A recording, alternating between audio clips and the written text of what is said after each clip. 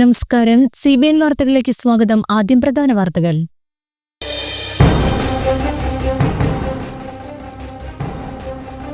ദേശീയ ക്ഷയരോഗ നിർമ്മാർജ്ജന പരിപാടിയുടെ ഭാഗമായി അതിരപ്പള്ളി പഞ്ചായത്തിൽ വിളംബര ജാഥയും ബോധവൽക്കരണവും.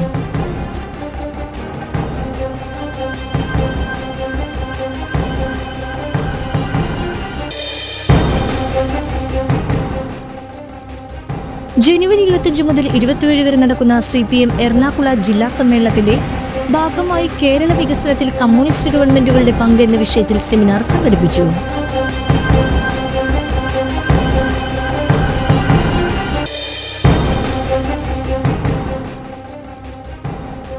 പട്ന ഹൈക്കോടതി ചീഫ് ജസ്റ്റിസും മലയാളിയുമായ ജസ്റ്റിസ് K. വിനോദ് ചന്ദ്രനെ സുപ്രീം കോടതി ജഡ്ജിയായി നിയമിച്ചു.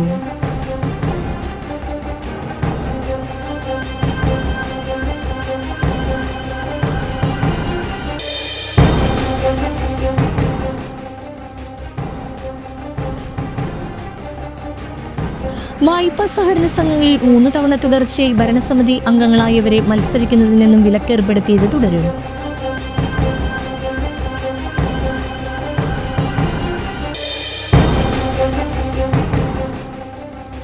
നടി ഹണി റോസിനെതിരെ ലൈംഗിക അധിക്ഷേപ പരാമർശം നടത്തിയ കേസിൽ സ്വർണ്ണാഭരണ വ്യാപാരി ബോബി ചെമ്മണ്ണൂരിന് ജാമ്യം.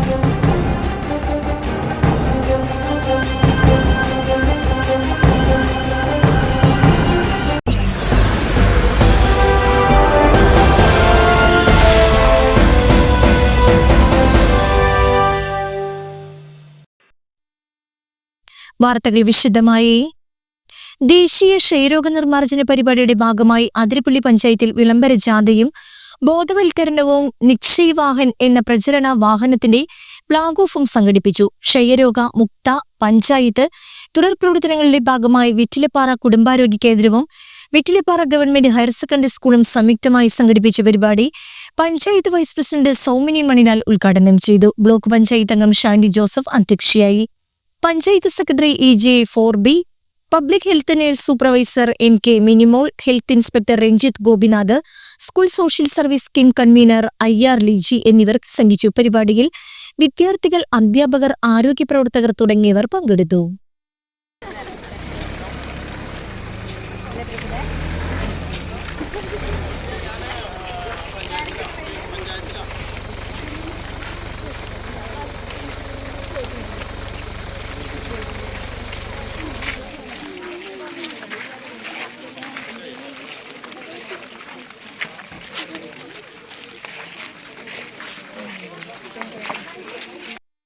ജനുവരി 25 മുതൽ 27 വരെ നടക്കുന്ന CPM എറണാകുളം ജില്ലാ സമ്മേളനത്തിന്റെ ഭാഗമായി കേരള വികസനത്തിൽ കമ്മ്യൂണിസ്റ്റ് ഗവൺമെന്റുകളുടെ പങ്ക് എന്ന വിഷയത്തിൽ സെമിനാർ സംഘടിപ്പിച്ചു. അങ്കമാലി CSA ഓഡിറ്റോറിയത്തിൽ നടന്ന സെമിനാറിൽ പ്രൊഫസർ V. കാർത്തികേയൻ നായർ വിഷയം അവതരിപ്പിച്ചു. ഡോക്ടർ ധർമ്മരാജ് അടാട്ട് അധ്യക്ഷത വഹിച്ചു.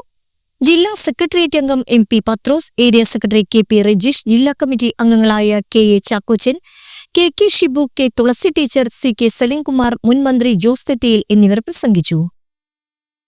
പ്രവർത്തകർ പറയും അതാണ് കേരള വികസന മാതൃക. ആ വികസന മാതൃകയുടെ ഫലമായിട്ട് സംഭവിച്ചെന്താ? ജനന നിരക്ക് കുറഞ്ഞു, ശിശു മരണ നിരക്ക് കുറഞ്ഞു, ആയുർദൈർഘ്യം വർദ്ധിച്ചു. ശിശു മരണ നിരക്കും ജനന നിരക്കും എന്ന് പറഞ്ഞപ്പോൾ നാട്ടുപുറത്ത് നമ്മുടെ സ്ത്രീകളെല്ലാം കൂടി നാട്ടുപുറത്ത് നിന്ന് ഒരാളെ അടിച്ചോടിച്ചു. സ്ത്രീജനങ്ങൾ തീരുമാനിച്ചു ശുചിത്വമായ രീതിയിൽ കാര്യങ്ങൾ നടക്കണം, ശുചിത്വ ബോധം ഉണ്ടാകണം, വെള്ളം തിളപ്പിച്ചേ കുടിക്കാൻ പറ്റൂ, കുഞ്ഞുങ്ങൾക്ക് തിളപ്പിച്ചയച്ചേ വെള്ളമേ കൊടുക്കാവൂ, അവർക്ക് ഔഷധം കൊടുക്കണം. ഞാൻ കുഞ്ഞായിരിക്കുന്ന കാലം, ഞാൻ സ്കൂളിലൊക്കെ പഠിക്കുന്ന കാലത്ത്, ഞാൻ നാട്ടുപുറത്ത് ജനിച്ചാണ്, തനി കുഗ്രാമം. ഇപ്പോഴും സൂര്യൻ ഉദിക്കുന്ന താമസിച്ചാണെങ്കിലും നേരത്തെ അസ്തമിക്കും. നമ്മൾ പള്ളിക്കൂടത്തിലെ ചില സാറന്മാരെ കുറിച്ച് പറയുന്നു, ഉദ്യോഗസ്ഥന്മാരെ കുറിച്ച്, താമസിച്ച് വന്നിട്ട് നേരത്തെ പോകുമല്ലോ എന്ന മട്ടില്. കാരണം എൻ്റെ ഗ്രാമത്തിന്റെ കിഴക്ക് മലയാണ്, പടിഞ്ഞാറ് മലയാണ്. അപ്പൊ സൂര്യൻ മലയുടെ മുകളിൽ കൂടെ വരാൻ താമസിക്കും. നേരത്തെ അങ്ങ് വെക്കളയും, കാരണം സൂര്യൻ താഴുമ്പോൾ ഈ മല മറഞ്ഞിട്ട് കാണാൻ ഒക്കില്ല. ആ കുഗ്രാമത്തിൽ ഞാൻ ബാലനായിരിക്കുന്ന കാലം, ഞാൻ 1-2 പഠിക്കുന്ന കാലത്ത് പനി വന്നാൽ ചെയ്യുന്നത്, രാത്രി 10 മണിക്ക് ചാലക്കുടി KSRTC സ്റ്റാൻഡിൽ നിന്നും മലയോര മേഖലയായ ചായ്പുങ്ങളിലേക്ക് പുറപ്പെട്ടിരുന്ന ബസ് സർവീസ് പുനരാരംഭിക്കണമെന്ന് കാരുണ്യ സോഷ്യൽ വർക്കിംഗ് ഗ്രൂപ്പ് യോഗം ആവശ്യപ്പെട്ടു. 1/2 പഴക്കമുള്ള സർവീസ് കൊറോണ കാലഘട്ടത്തിൽ നിർത്തലാക്കിയതാണ്. ലാഭകരമായ സർവീസായിരുന്നു. പരിയാരം, കുറ്റിക്കാട്, കുറ്റിച്ചിറ, ചായ്പുങ്ങി, രണ്ടുകൈ, വെറ്റിലപ്പാറ എന്നിവിടങ്ങളിലെ ജനങ്ങൾക്ക് ഏറെ സൗകര്യപ്രദവുമായിരുന്നു. ദീർഘദൂര യാത്രക്കാരും കച്ചവടക്കാരും സ്ഥിരം ജോലിക്കാർക്കും രാത്രി ബസ് ലഭിക്കാതെ ബുദ്ധിമുട്ടുന്നു. ജീവനക്കാരുടെ സൗകര്യാർത്ഥം രാത്രി 9:15 സർവീസ് തുടങ്ങുന്നത് ഉചിതമാവുമെന്ന് ചൂണ്ടിക്കാട്ടി കാരുണ്യ സോഷ്യൽ വർക്കിംഗ് ഗ്രൂപ്പ് യോഗം ATOയ്ക്ക് നിവേദനം നൽകി. രക്ഷാധികാരി ഡോക്ടർ ജോയ് കട്ടക്കയം യോഗം ഉദ്ഘാടനം ചെയ്തു. പ്രസിഡന്റ് KM ജോസ് അധ്യക്ഷത വഹിച്ചു. വർഗീസ് പോറായി, ഓമന ജോസ്, ബെന്നി നമ്പേലിൻ, TT ബേബി എന്നിവർ സംസാരിച്ചു. 40ാമത് സംസ്ഥാന യൂത്ത് വോളിബോൾ ചാമ്പ്യൻഷിപ്പ് ജനുവരി 16 മുതൽ 19 വരെ ചാലക്കുടി നഗരസഭ ഇൻഡോർ സ്റ്റേഡിയത്തിൽ വെച്ച് നടത്തുമെന്ന് സംഘാടകർ വാർത്താസമ്മേളനത്തിൽ അറിയിച്ചു. 16, 17 തീയതികളിൽ തൃശൂർ, പാലക്കാട്, മലപ്പുറം, കോഴിക്കോട്, കണ്ണൂർ, വയനാട്, കാസർഗോഡ് എന്നീ ജില്ലകളിലെ ടീമുകളടങ്ങുന്ന നോർത്ത് സോൺ പുരുഷ വനിതാ മത്സരങ്ങൾ നടക്കും. 18, 19 തീയതികളിൽ സൗത്ത് സോണിൽ നിന്നും നോർത്ത് സോണിൽ നിന്നും 1, 2, 3 സ്ഥാനക്കാരുടെ ലീഗ് കം നോക്കൌട്ട് അടിസ്ഥാനത്തിലും മത്സരങ്ങൾ നടക്കും. 16-ാം തീയതി രാവിലെ 9 മണിക്ക് ബെന്നി ബെഹനാൻ MP ഉദ്ഘാടനം ചെയ്യും. സനീഷ് കുമാർ ജോസഫ് MLA അധ്യക്ഷത വഹിക്കും. പുതിയതായി പണി കഴിപ്പിച്ച ഇൻഡോർ വുഡ് കോർട്ടിന്റെ ഉദ്ഘാടനം നഗരസഭാ ചെയർമാൻ AB ജോർജ് നിർവഹിക്കും. കളിക്കാർക്കും ഒഫീഷ്യൽസിനും ബോയ്സിനുമുള്ള jersey block panchayat president Venu Kandamadathi, നഗരസഭാ വൈസ് ചെയർപേഴ്സൺ ആലി ഷിബു, പ്രതിപക്ഷ നേതാവ് CS സുരേഷ് തുടങ്ങിയവർ നൽകും. പുരുഷ വിഭാഗത്തിൽ വിജയികൾക്ക് പനമ്പിള്ളി രാഘവ മേനോൻ റോളിംഗ് ട്രോഫിയും, 2ാം സ്ഥാനക്കാർക്ക് ജയവിലാസത്തിൽ സതീശൻ മെമ്മോറിയൽ റോളിംഗ് ട്രോഫിയും, വനിതാ വിഭാഗത്തിൽ പാലമറ്റത്തിൽ കുറ്റിയിൽ ജോർജ് ഇട്ടൂപ്പ് റോളിംഗ് ട്രോഫിയും, 2ാം സ്ഥാനക്കാർക്ക് പാലമറ്റത്ത് കുറ്റിയിൽ ജോസ് ഇട്ടൂപ്പ് മെമ്മോറിയൽ റോളിംഗ് ട്രോഫിയും നൽകും. വാർത്താ സമ്മേളനത്തിൽ advocate Biju S Chirayath, advocate PI Mathew, MK Babu, district volleyball association secretary Joshi George, Chalakudy volleyball club secretary T Krishnankutty, convener Sasidharan Palli എന്നിവർ പങ്കെടുത്തു. 40ാമത് സംസ്ഥാന യൂത്ത് വോളിബോൾ ചാമ്പ്യൻഷിപ്പ് ഈ വരുന്ന ജനുവരി 16, 17, 18, 19 തീയതികൾ വെച്ച് ചാലക്കുടി മുനിസിപ്പൽ ഇൻഡോർ സ്റ്റേഡിയത്തിൽ വെച്ചാണ് നടത്തുന്നത്. അത് 16, 17 തീയതികളിൽ നോർത്ത് സോൺ, അതായത് തൃശ്ശൂർ മുതൽ വടക്കോട്ടുള്ള 7 ജില്ലകളും അതിൻ്റെ പുരുഷ വനിതാ മത്സരങ്ങളാണ് ആദ്യത്തെ 2 ദിവസം നടക്കുന്നത്. പിന്നത്തെ 2 ദിവസം ഇതിൽ നിന്ന് 1, 2, 3 സ്ഥാനക്കാരും സൗത്ത് സോണിലെ 3 സ്ഥാനക്കാരും കൂടിയുള്ള ഫൈനൽ മത്സരങ്ങളാണ് ഈ ദിവസങ്ങളിൽ ചാലക്കുടി വെച്ച് നടക്കുന്നത്. 7 ജില്ലകളിൽ നിന്നായിട്ട് സംഘാടകരടക്കം 200ഓളം പേരെയാണ് നമ്മൾ പ്രതീക്ഷിക്കുന്നത്. ടീമിൻ്റെ മാനേജർ ഒരു ടീമിൽ 14 ആൾ വെച്ചിട്ടുണ്ടാവും. 7 ടീമിൻ്റെതും സംഘാടകരെല്ലാം കൂടി 200 ആൾ. അത് ആദ്യത്തെ 2 ദിവസം. അത് കഴിഞ്ഞിട്ടുണ്ടെങ്കിൽ 6 ടീമുകളാണ് വരുന്നത് ശനി, ഞായർ ദിവസങ്ങൾ. അത് ലീഗ് അടിസ്ഥാനത്തിലാണ് മത്സരങ്ങൾ. ആദ്യത്തെ 2 ദിവസം നോക്കൗട്ടാണ്. അത് കാരണം നമുക്ക് വലിയ പ്രശ്നങ്ങൾ വരില്ല. 2ാമത്തെ ദിവസങ്ങളിൽ നോർത്ത് സോണിൻ്റെ അല്ല, സൂപ്പർ ലീഗ് വരുന്നത് ലീഗ് അടിസ്ഥാനത്തിലാണ് വരുന്നത്. അപ്പോൾ കൂടുതലും മത്സരങ്ങൾ വരും.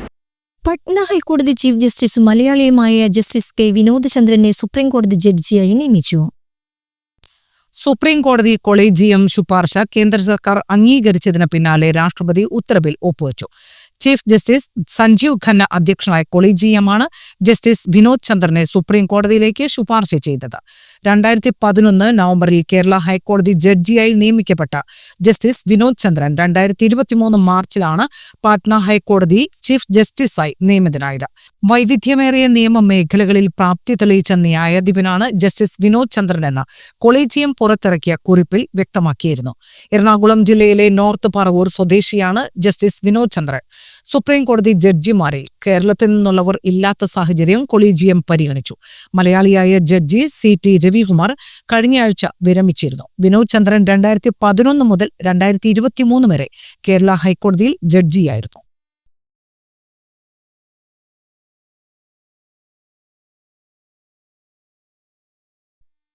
പരിയാരം സെന്റ് ജോർജ് ദേവാലയത്തിൽ വിശുദ്ധ സെബസ്ത്യാനോസിന്റെ തിരുനാൾ ജനുവരി 17 മുതൽ 27 വരെ നടക്കുമെന്ന് പള്ളി അധികൃതർ വാർത്താസമ്മേളനത്തിൽ അറിയിച്ചു. 17 തിരുനാൾ കൊടിയേറ്റം ബിഷപ്പ് ജോയ് ആലപ്പാട്ട് നിർവഹിക്കും. സോനിയറിന്റെ പ്രകാശനം രാവിലെ 6:30 ചിക്കാഗോ ബിഷപ്പ് ജോയ് ആലപ്പാട്ട് നിർവഹിക്കും. ഇടവകയിലെ 50ഓളം ഭവനങ്ങൾ പുനരുദ്ധരിച്ച് നൽകുന്നതിന്റെ ഉദ്ഘാടനവും നടക്കും. 24-ന് വെള്ളിയാഴ്ച വൈകിട്ട് 7 മണിക്ക് പള്ളിയുടെ ദീപാലങ്കാരം ഉദ്ഘാടനം ചാലക്കുടി ഡിവൈഎസ്പി കെ സുമേഷ് നിർവഹിക്കും. തുടർന്ന് ഇടവക ദേവാലയത്തിന്റെ മുറ്റത്ത് ഒരുക്കിയിരിക്കുന്ന പിണ്ടിയിൽ ദരഹ വിളക്കുകൾ 100ഓളം പേർ ഒരുമിച്ച് തെളിയിക്കും. 25 ശനിയാഴ്ച രാവിലെ 6:30-ന് കുർബാനയ്ക്ക് ശേഷം വിശുദ്ധരുടെ രൂപങ്ങൾ തിരുനാൾ പന്തലിലേക്ക് എഴുന്നള്ളിച്ച് വയ്ക്കും. വികാരി ഫാദർ വിൽസൺ എലുവത്തിങ്കൻ കൂനൻ മുഖ്യ കാർമ്മികത്വം വഹിക്കും. തുടർന്ന് 1000 വീടുകളിലേക്ക് അമ്പ് എഴുന്നള്ളിപ്പ്. രാത്രി 9:30ഓടെ 15ഓളം അമ്പ് സമുദായങ്ങളിൽ നിന്നും ദേവാലയത്തിലേക്ക് അമ്പ് എഴുന്നള്ളിപ്പ് നടത്തുന്നു. തിരുനാൾ ദിവസം ഞായറാഴ്ച രാവിലെ 6 മണിക്ക് ആഘോഷമായി ദിവ്യബലി, പ്രസിദ്ധേന്തി വാഴ്ച എന്നിവയ്ക്ക് ഫാദർ ക്രിസ്ത്യൻ പുത്തമ്പുരയിൽ കാർമ്മികത്വം വഹിക്കും. രാവിലെ 8:30-ന് കുർബാന ഫാദർ ജോയ് വെംബ്ലിയാനും രാവിലെ 10:30-ന് കുർബാനയ്ക്ക് ഫാദർ ജോൺ പടിഞ്ഞാക്കരയും നേതൃത്വം നൽകും. ഉച്ചകഴിഞ്ഞ് 3 മണിക്ക് 405 യുവജനങ്ങളുടെ പ്രസിദ്ധേന്തി വാഴ്ച, ആഘോഷമായി തിരുനാൾ പാട്ടുകുർബാന എന്നിവയ്ക്ക് ഫാദർ ജേക്കബ് കുറ്റിക്കാടൻ കാർമ്മികത്വം വഹിക്കും. ഫാദർ റോബിൻ ചിറ്റുപറമ്പിൽ തിരുനാൾ സന്ദേശം നൽകും. അതിനുശേഷം യൂണിഫോം ധരിച്ച 405 യുവജനങ്ങളും ഇടവക വിശ്വാസികളും ഒരുമിച്ച് ചേർന്ന് നടത്തുന്ന ഭക്തി നിർഭരമായി തിരുനാൾ പ്രദക്ഷിണം. വർണ്ണമഴ.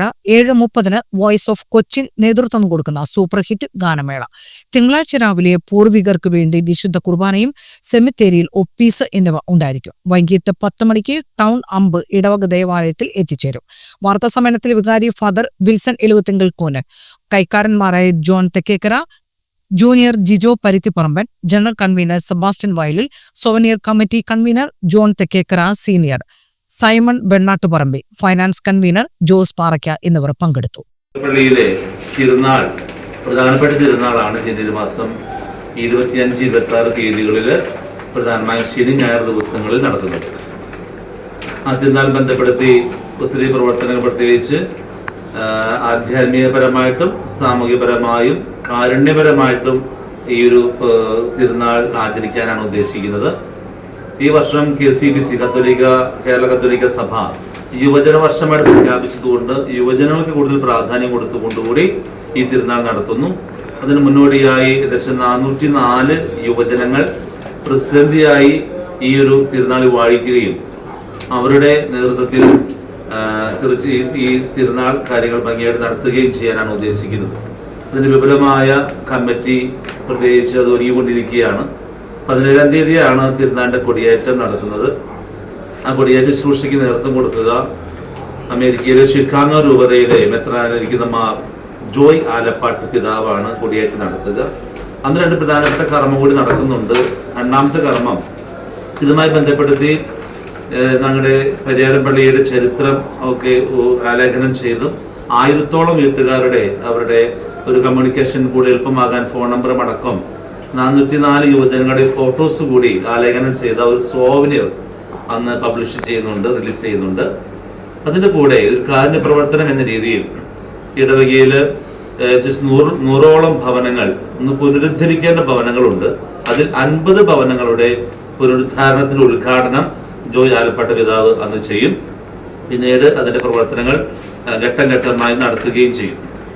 അങ്ങനെ 9 ദിവസം നവനാൾ കഴിഞ്ഞാൽ പിന്നീട് 24-ാം തീയതി വെള്ളിയാഴ്ചയാണ് പിന്നെ ഈ ദീപാലങ്കരം സ്വിച്ച് ഓൺ കർമ്മം ചെയ്യുന്ന DSP സാറാണ്, സുമേഷ് സാറാണ്.